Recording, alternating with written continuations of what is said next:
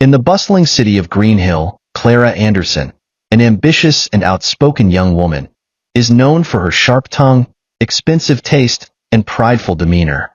Clara works at a prestigious corporate firm and is admired by many for her confidence, but disliked by others for her condescending attitude. Clara's life takes an unexpected turn when she receives an invitation to a high-profile corporate gala, where she plans to make a lasting impression. Before you continue, luxury stories are where stories come alive. If you love powerful narratives that inspire, entertain, and captivate, you're in the right place. Make sure to hit that subscribe button and turn on the notification bell so you never miss a moment of the magic. And don't forget to like this video and share it with friends who love great stories just as much as you do.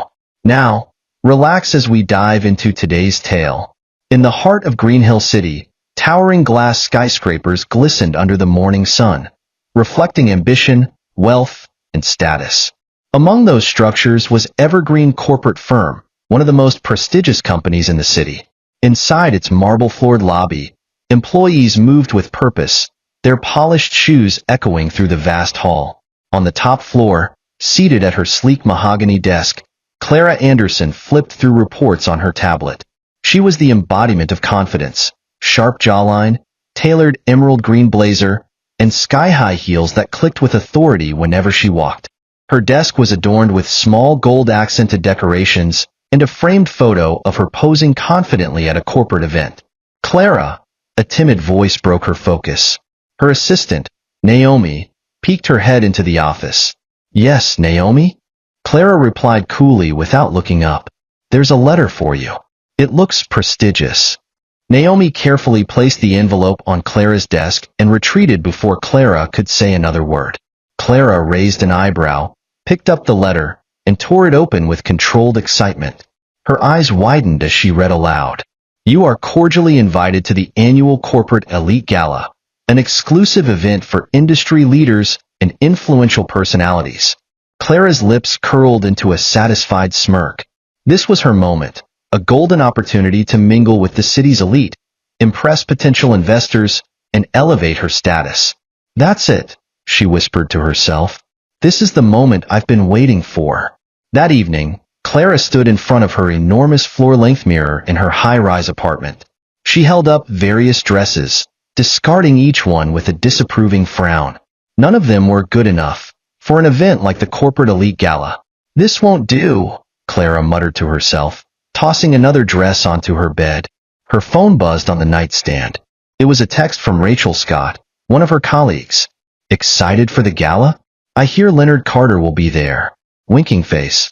Clara's eyes lit up at the mention of Leonard Carter, the charming CEO of Carter Innovations, a man whose reputation preceded him.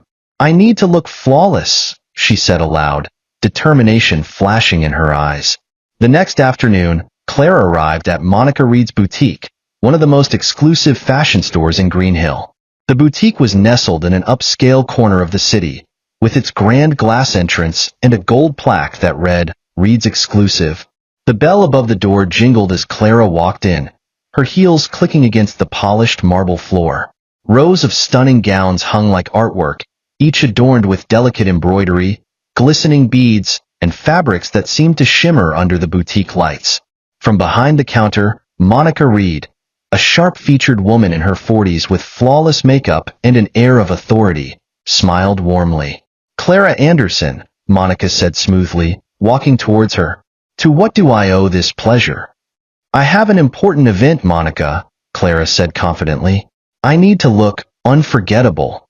Monica's eyes glimmered with excitement as she led Clara to a private fitting room. "Say no more. I know just the dress." Monica reappeared minutes later, holding an opulent gown draped over her arm.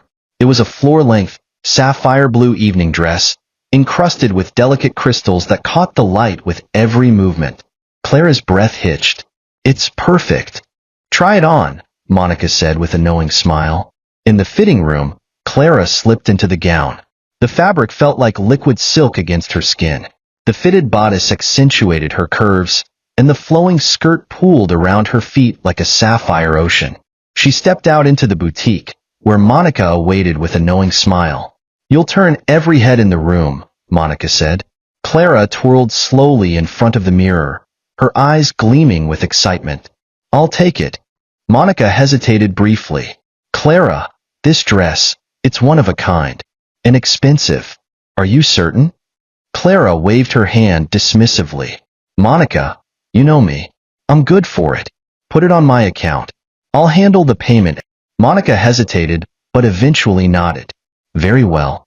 But don't keep me waiting, Clara. This isn't just any gown. Clara smirked. You have my word, Monica. As Clara walked out of the boutique with her prized possession carefully wrapped in protective covers, she felt untouchable, unstoppable. Tomorrow, at the gala, the world would finally see her for who she was, a star among mortals. The corporate elite gala was held at the Sterling Grand Hall, an architectural masterpiece in the heart of Greenhill City. Its towering crystal chandeliers and velvet-draped entrances screamed wealth and opulence. Luxury cars lined the entrance as chauffeurs helped glamorous guests step onto the red carpet. Camera flashes went off in every direction, capturing every smile, every turn, every polished shoe. Clara stepped out of her hired luxury sedan, her sapphire blue gown sparkling under the bright lights. Her hair was styled in an elegant updo, and her makeup was flawless, a bold red lip complementing her sharp features. As she walked up the grand steps of the hall, guests turned to stare. Whispers filled the air. Who is she? She looks incredible. That's Clara Anderson from Evergreen Corporate, isn't it?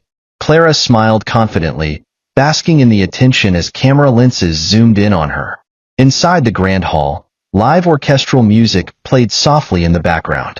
Gold and crystal decor adorned every surface, and waiters in crisp uniforms glided through the crowd with trays of champagne flutes. Clara moved gracefully through the hall, stopping occasionally to exchange pleasantries with high-profile guests. Her confidence was magnetic, and her charm disarming. It wasn't long before she caught the attention of Leonard Carter, the CEO of Carter Innovations. Tall, sharp-jawed, and impeccably dressed, Leonard exuded an aura of authority. Clara Anderson, isn't it? Leonard said, approaching her with a warm smile. Clara turned, her heart skipping a beat. Mr. Carter, what an honor to meet you. Please, call me Leonard, he said smoothly. You've made quite an impression tonight. Evergreen is lucky to have someone like you. Clara beamed, feeling as though she was floating. They engaged in light conversation, Leonard occasionally chuckling at Clara's witty remarks. Across the room, Rachel Scott, Clara's colleague and friend, arrived at the gala.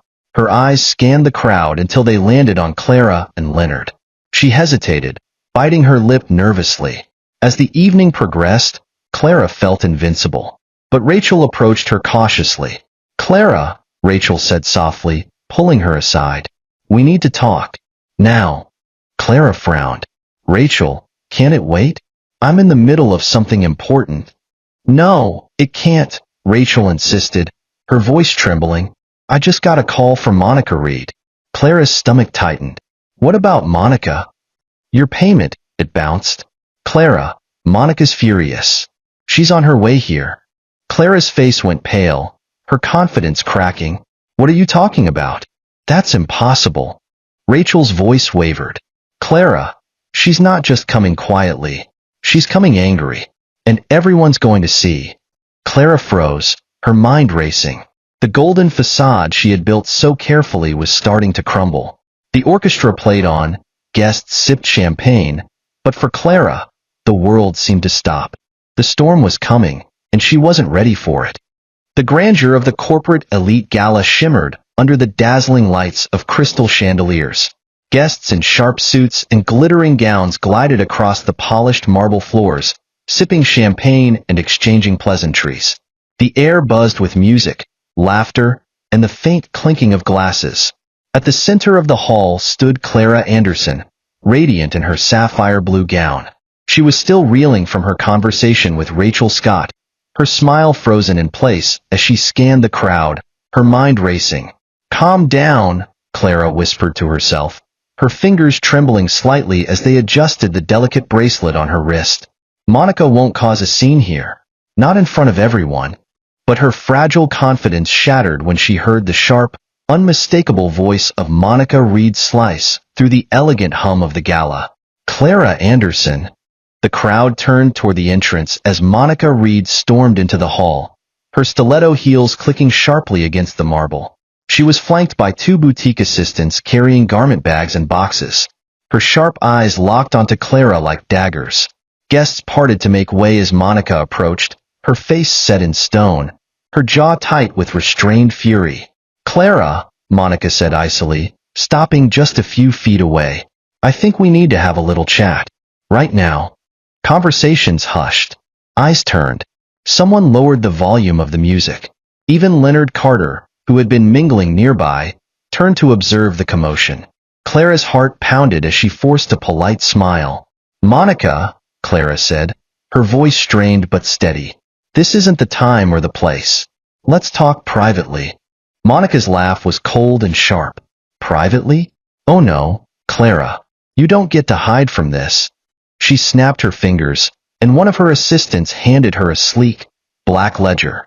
Monica opened it dramatically, flipping to a highlighted page. "According to our agreement, Clara, you promised full payment by yesterday. But imagine my surprise when your transaction bounced. Not once, but twice." Gasps rippled through the crowd. Clara's face flushed crimson as the weight of the stairs pressed down on her. "There must be a mistake," Clara said, her voice trembling. "I'll sort it out, Monica. Please, just give me some time." Monica's eyes narrowed. "Time? You had time, Clara. And now, I'm done waiting." The guests had formed a loose circle around them, murmuring among themselves. Phones appeared in hands, discreetly capturing photos and videos. Social media was already buzzing with captions like, "Drama at the corporate gala," and "Clara Anderson exposed." Monica raised her voice slightly, ensuring everyone could hear. "You strutted into this event wearing my gown, my jewelry, and with a smile as if you owned the world. But behind this glamorous exterior, you're nothing but a fraud." "Monica," Clara hissed, her voice cracking. "Stop this. You're humiliating me." Monica crossed her arms. "You humiliated yourself, Clara. You wanted to play among the elite, but you didn't have the means. So here we are." Clara's eyes darted toward Leonard Carter, who stood a short distance away, watching the scene unfold with a mixture of shock and disappointment.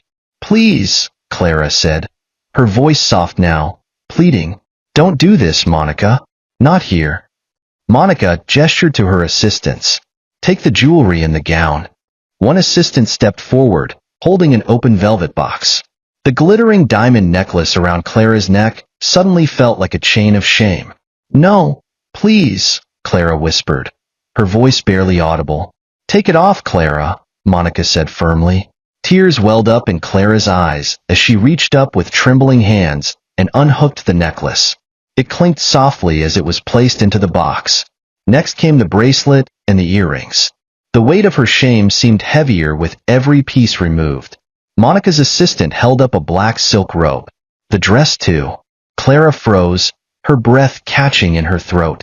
"You can't mean." "The dress, Clara," Monica said, her voice steely. "You wore it on borrowed time, and now that time is up." The gasps around the room grew louder. Someone whispered, "She's really going to make her take off the dress?" Clara felt her knees weaken. Her voice trembled as she spoke. "Please, Monica, have some dignity." "Dignity?" Monica's laugh was sharp and cruel. "Dignity left the moment you lied and tried to cheat me." A loud voice rang out from the crowd. "Enough, Monica." It was Leonard Carter, stepping forward with a firm expression. "Let her leave with some grace," he said. "She's humiliated enough." Monica paused, her lips tightening. She sighed theatrically and gestured to the robe. "Fine, put the robe on, but the gown stays." Clara grabbed the robe from the assistant and slipped it over the glittering gown. The weight of the silk fabric felt like both a shield and a burden. As Clara turned to leave, Monica called out one final time. "And Clara, next time you want to live like royalty, make sure you can pay the price." Laughter rippled through the crowd. Phones flashed, and Clara lowered her head, clutching the robe tightly around her body as she walked through the sea of staring eyes. Leonard stepped slightly aside as she passed him. Their eyes met briefly, his gaze filled with something between pity and disappointment. Clara's tears spilled silently down her cheeks as she pushed through the crowd and out of the gala hall into the cold night air. The next morning, Clara woke up in her small, overly neat apartment. Sunlight streamed weakly through the curtains, but it did nothing to warm the icy pit in her stomach. Her phone buzzed incessantly on her nightstand. She hesitated before picking it up. The screen was flooded with notifications. Did you see Clara Anderson last night? Total meltdown. Hashtag Galagate is trending. Never trust fake socialites. Shaky videos of the confrontation had gone viral overnight. Images of Clara's tear-streaked face, the velvet robe clutched around her shoulders, filled every social platform. Her phone rang. It was Naomi, her assistant. Clara, I'm so sorry, Naomi said in a whisper. Mr. Evans has requested your resignation. Effective immediately. Clara's breath hitched. No. Naomi, please. There's nothing I can do, Clara. It's over. I'm so sorry. The line went dead. The following days blurred into each other. Clara's once busy phone went silent. Friends she had laughed with at cocktail parties now ignored her messages. She scrolled through photos of herself at past events, her smiling face now seeming hollow and distant. She ventured out once, to a cafe near her apartment, but felt the weight of stares and hushed whispers. Isn't that Clara Anderson? The girl from the GALA scandal? She fled back to her apartment, tears streaming down her face. Alone, she curled up on the couch and stared at the ceiling, her phone discarded beside her. One night, rain pattered against her window as Clara packed a small suitcase. Her designer clothes hung limp in her closet, gathering dust. She slipped on a simple jacket and pulled her suitcase to the door. She left a note on the kitchen counter. I'm leaving for a while. Don't know where yet. Maybe I'll figure it out along the way. As she stepped out into the rain-soaked streets of Green Hill City, her face tilted upward as droplets ran down her cheeks. Her heels clicked softly against the pavement, but for the first time in her life, Clara Anderson didn't care who was watching. The sun hung low on the horizon as Clara Anderson trudged along a narrow, dusty road on the outskirts of Green Hill City. Her once glossy hair was now tangled, and her designer jacket, once a symbol of her confidence, looked out of place against her weary, fragile frame. Her rolling suitcase dragged behind her, its wheels catching on uneven stones. Ahead of her, a small wooden sign creaked in the wind. Brooks Cafe, fresh coffee and warm smiles. The aroma of freshly brewed coffee and warm pastries drifted through the air, carrying with it a strange sense of comfort. Clara hesitated at the entrance, her hand hovering over the door handle. Inside, David Brooks, a middle-aged man with kind brown eyes and salt and pepper hair, stood behind the counter, carefully pouring coffee into ceramic mugs. He glanced up just as Clara pushed the door open, and the small brass bell above the door let out a soft jingle. "Good evening," David said warmly, his voice calm and welcoming. "Come in. You look like you could use a seat." Clara stepped inside hesitantly, her eyes scanning the cozy interior. The cafe was small but inviting, wooden tables, soft yellow lighting, and a corner shelf filled with worn-out books. A small chalkboard read, "Today's special, apple pie and cinnamon latte." She nodded faintly and took a seat at a corner table near the window. David approached her after a moment, carrying a steaming mug of tea. "Here," he said, placing it gently in front of her. "On the house. You look like you've been through a long journey." Clara wrapped her hands around the warm mug, the heat seeping into her cold fingers. "Thank you," she said softly, her voice barely above a whisper. David observed her for a moment, then returned to the counter, giving her space. Clara sipped the tea, her eyes staring blankly at the rippling liquid in the mug. After a long silence, David returned. "If you don't mind me asking, are you passing through, or are you staying a while?" Clara hesitated before answering, her voice trembling. I don't know yet." David nodded thoughtfully. "Well, if you need a warm meal or a place to rest, you're welcome here. And if you're looking for work, I could always use an extra pair of hands." Clara blinked at him, her tired eyes widening slightly. "Work? Here?" David smiled. "Yes. Nothing fancy. just helping out with serving tables, cleaning up, and occasionally chatting with customers. The pay isn't much, but it's honest work. Clara swallowed hard, her pride fighting against the offer. But the reality of her situation crashed over her like a wave. She had nowhere else to go. I'll think about it, she said quietly. David simply nodded. Take your time. The offer stands. The next morning, Clara returned to Brooks' cafe. Her hair was tied back in a simple ponytail, and David had handed her an apron that hung loosely over her slender frame. All right, Clara, David said with a kind smile, handing her a tray with 2 steaming mugs of coffee. Table 3. Clara took the tray cautiously, her hands trembling slightly as she approached the table where an elderly couple sat, chatting quietly. She set the mugs down, but one wobbled dangerously, spilling a few drops onto the table. Oh no, I'm so sorry, Clara exclaimed, grabbing a napkin to wipe the spill. The elderly woman smiled warmly. It's all right, dear. First day? Clara nodded sheepishly. Yes, I'm still getting the hang of it. Don't worry, you'll do just fine, the woman said with an encouraging nod. As the day went on, Clara mopped floors, cleared tables, and washed dishes in the tiny kitchen. Her feet ached, her back hurt, and her manicured hands were now chipped and raw from scrubbing plates. The work was exhausting and repetitive, far removed from the glamorous world of boardrooms and gala nights. At one point, David approached her while she wiped down the counter. How are you holding up, Clara? Clara sighed, a faint smile breaking through her tired expression. I'm surviving, I guess. David chuckled. That's all any of us are doing, really. Surviving, one day at a time. They shared a brief moment of understanding before Clara went back to work.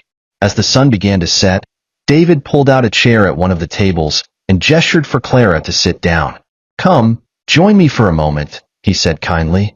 Clara hesitated, but eventually sat across from him. David poured 2 cups of coffee and slid one across the table to her. You did well today, David said sincerely. Not everyone sticks around after the first day. This kind of work, it humbles you. Clara nodded, her gaze fixed on the steam rising from her cup. I was so used to being someone important, or at least, someone who looked important. David's eyes softened.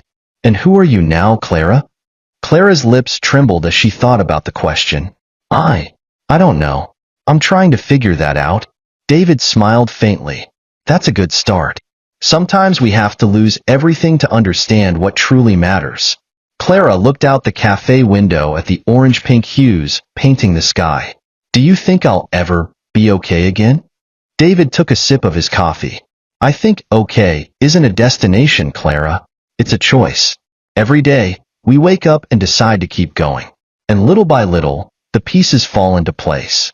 For the first time in weeks, Clara felt something stir in her chest, a fragile spark of hope. The weeks passed slowly, but steadily. Clara became more familiar with her routine at the cafe. She learned to balance trays without spilling drinks. She memorized regular customers' orders, and she began to smile. A real, genuine smile. The customers noticed, too. Mrs. Jenkins, a chatty retired schoolteacher, often stayed after her tea to share stories with Clara. You remind me of one of my former students, Mrs. Jenkins said one afternoon. She was proud, ambitious, but she learned that humility isn't weakness. It's strength. Clara nodded thoughtfully. I'm starting to realize that. One quiet evening, Clara and David sat outside the cafe, watching the stars. David, Clara said softly, do you ever regret anything? David took a long sip of his coffee before answering. Of course. We all have regrets. But regrets are like weights. They'll sink you if you hold on too tightly. Clara stared at the sky. I've been holding on to mine like they're all I have left. David smiled faintly. Then maybe it's time to let them go, Clara. One morning, a flyer caught Clara's eye at a community board near the cafe. Volunteers needed for children's literacy program. Something tugged at her heart, and without overthinking, she signed up. At the center, Clara sat with a group of children, helping them read simple sentences. One little girl, Emily, tugged at her sleeve. Miss Clara, why are you so nice? Emily asked. Clara paused, her eyes glistening. Because Sometimes you have to fall really hard to understand how to be kind. Emily grinned, showing a gap where her front tooth was missing. Clara laughed softly, feeling warmth in her chest. Back at the cafe, David noticed the change in Clara. She walked with more confidence. Not the sharp, haughty confidence she once had, but a quieter, more genuine kind. "You've changed, Clara," David said one evening. Clara smiled softly. "I think I'm starting to like who I'm becoming." They clinked their mugs together as the cafe lights dimmed and the world outside grew quiet. For the first time in a long while, Clara felt at peace. It was a quiet Wednesday afternoon at Brooks Cafe. The warm scent of freshly baked bread and brewed coffee lingered in the air. Clara Anderson stood behind the counter, carefully arranging pastries on a ceramic tray. The bell above the door chimed softly, announcing a new customer. "Welcome to Brooks Cafe," Clara said automatically, her voice warm but distracted as she focused on placing the last croissant perfectly. "Clara?" The voice froze her in place. It was deep, familiar, and carried a calm authority. Clara's head snapped up, and there he stood, Leonard Carter. Time seemed to slow. Leonard looked almost exactly as she remembered. Polished, sharp in a tailored gray suit, his dark hair slicked back neatly. But there was something softer in his gaze as he looked at her. "Mr. Carter," Clara whispered, her throat tightening. Leonard took a few slow steps toward the counter, his eyes never leaving hers. "Clara, it's been a while." David, who was wiping down a table nearby, glanced up and sensed the tension. Without a word, he disappeared into the kitchen, giving them privacy. Clara swallowed hard, her palms pressing against the cool marble countertop. What brings you here?" Leonard gestured around with a faint smile. "I was driving through this side of the city and needed a coffee. Imagine my surprise when I walked in and saw you behind the counter."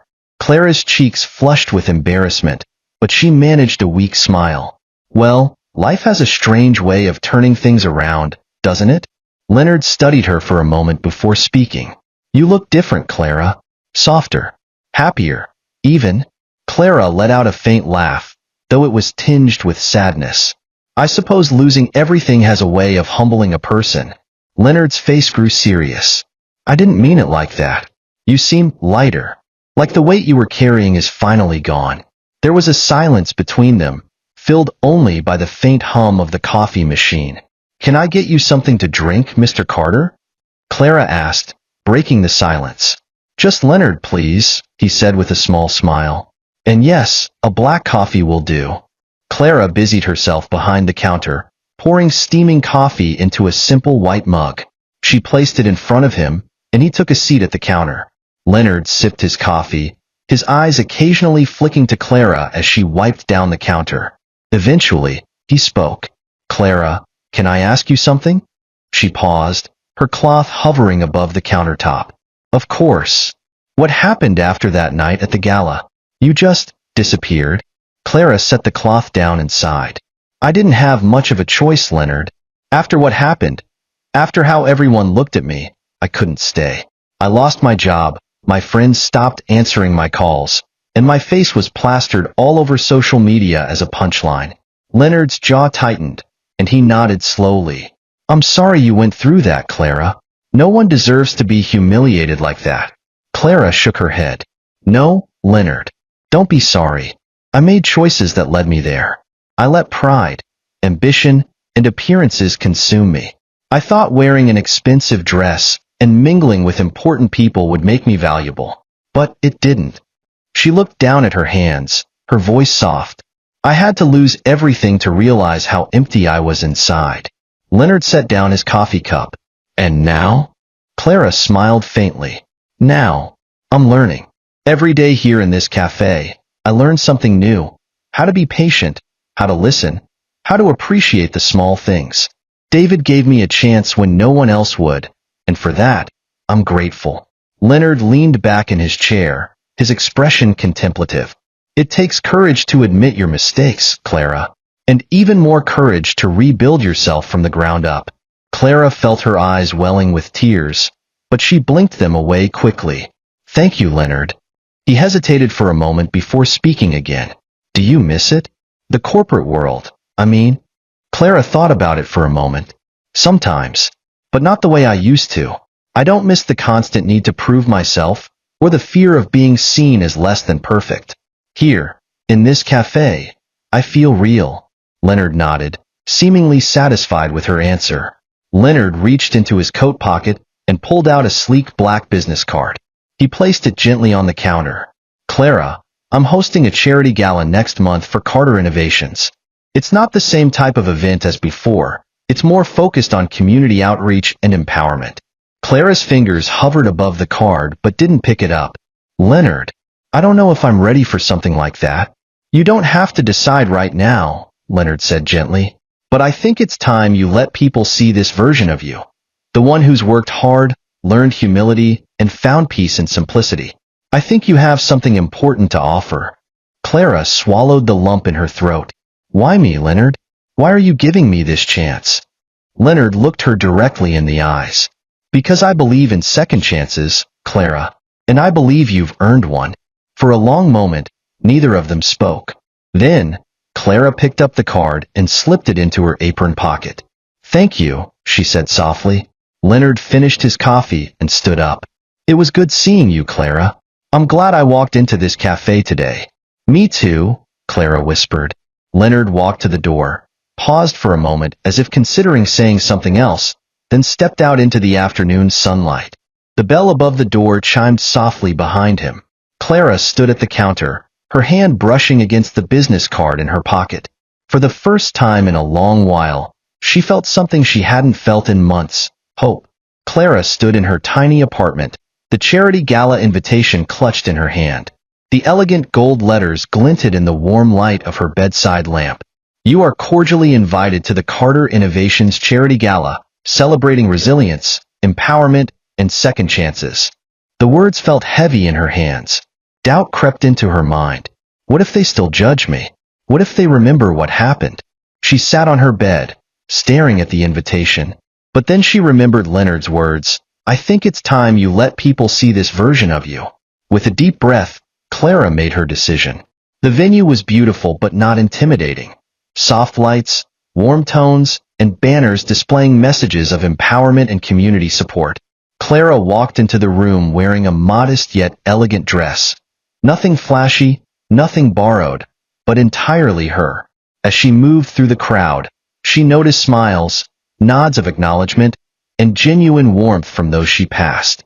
No whispers, no cameras flashing in her face, just simple respect. Leonard spotted her from across the room and approached with a smile. Clara, I'm so glad you came. Thank you for inviting me, Leonard. It's different this time. Leonard nodded. It's because you're different. Midway through the event, Leonard took the stage and addressed the attendees. Tonight is about second chances. It's about resilience, growth, and the courage to rise after a fall. And there's someone here tonight who embodies all those qualities, Clara Anderson. Gasps of recognition rippled through the crowd, but no mockery followed. Clara's eyes widened as Leonard gestured for her to join him on stage. With steady steps, Clara walked up and stood beside Leonard. Clara, Leonard continued, I'd like to formally offer you a position at Carter Innovations as the Director of Community Outreach. Your journey, your strength, and your humility are exactly what this role needs. Tears welled in Clara's eyes as applause filled the room. She took the microphone and spoke softly but confidently. Thank you for seeing me not for who I was, but for who I've become. The office at Carter Innovations Community Outreach Division was modest but welcoming. Sunlight filtered through the wide windows, casting warm streaks across the wooden desk where Clara Anderson sat, typing away on her laptop. Stacks of documents detailing outreach programs, charity drives, and educational initiatives surrounded her workspace. Clara leaned back in her chair, holding a cup of tea in her hands. Her once sharp and cold demeanor had been replaced with an air of quiet confidence and purpose. The weight of pride and superficial ambition had been shed, leaving behind someone grounded and driven by something far more meaningful. Her assistant, Maya, a bright-eyed intern, knocked lightly on the door and stepped in. Miss Anderson, the team is ready in the conference room for your briefing, Maya said with a cheerful smile.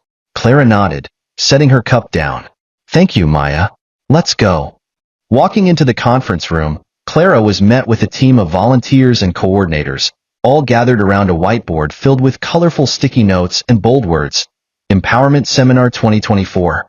Good morning, everyone, Clara greeted warmly. The team responded with enthusiasm. Today's seminar isn't just another corporate event, Clara began. It's an opportunity to change lives, to remind people, especially the younger generation, that failure isn't the end, and embarrassment doesn't define who you are. I want every detail to reflect that message. A young volunteer raised her hand. Miss Anderson, will you be sharing your own story? Clara paused, her eyes softening. Yes, it's important to lead by example. Vulnerability connects us. If sharing my story helps even one person find hope, then it's worth every word. The room was filled with nods of agreement. As the meeting wrapped up, Clara felt a deep sense of gratitude. This was her chance to turn her mistakes into something meaningful. The grand hall was filled with rows of neatly arranged chairs, banners bearing the Carter Innovations Community Outreach Initiative logo, and volunteers buzzing around, ensuring everything was perfect. Soft instrumental music played in the background as attendees trickled in. Students, teachers, parents, and community leaders. Backstage, Clara stood in front of a mirror, adjusting her modest navy blue dress. Her reflection stared back at her, a woman who had been broken but rebuilt herself with resilience and humility. Maya peeked her head through the door. Miss Anderson, we're ready for you. Clara took a deep breath, steadied herself, and stepped onto the stage. The bright lights felt intimidating for a moment, but as her eyes scanned the crowd, she spotted a familiar face, David Brooks, sitting quietly in the middle row. He gave her a small nod of encouragement. Clara's voice trembled slightly as she began speaking, but she quickly found her rhythm. Good afternoon, everyone. My name is Clara Anderson, and I'm here today to talk about failure. Not the kind you can sweep under the rug or the kind that's easy to recover from, but the kind that shatters your pride and leaves you questioning your worth. The crowd was silent, hanging on to every word. Many of you might know my story. You might have seen my face on social media, surrounded by headlines that called me a fraud, a pretender, a failure. And they weren't wrong. I was someone who built my life around appearances. I wanted to shine so brightly that no one would notice the cracks underneath. A few heads nodded in understanding. I thought success was about expensive dresses, perfect selfies, and standing in the spotlight. But then, one night, everything came crashing down in front of a room full of people.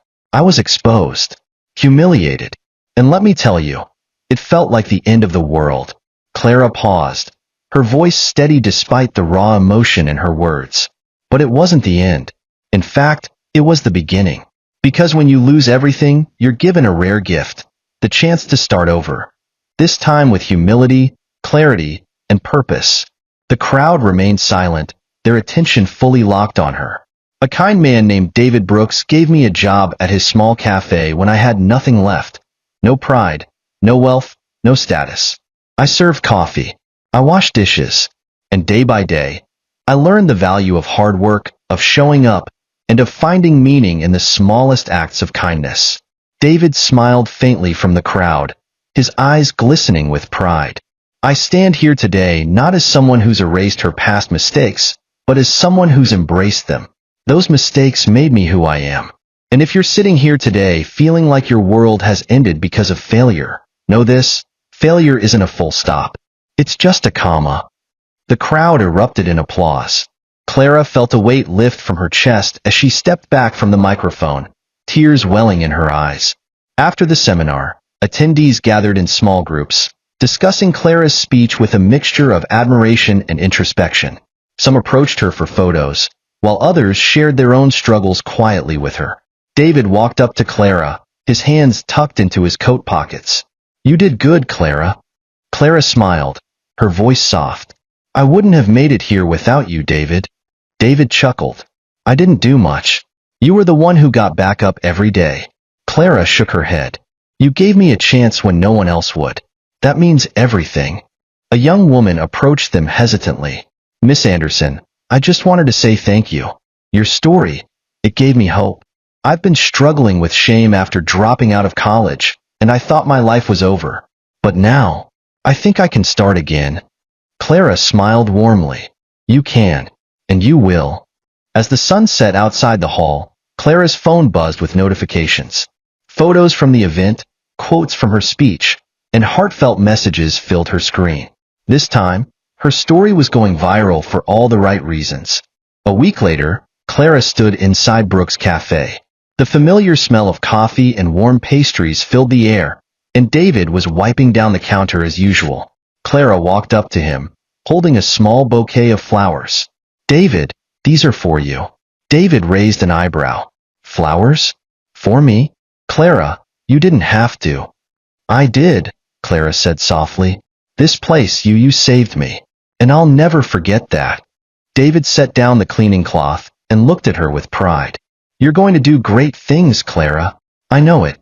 Clara's voice trembled. I'll come back and visit. I promise. They hugged briefly, and Clara turned to leave, her heart heavy but full of gratitude.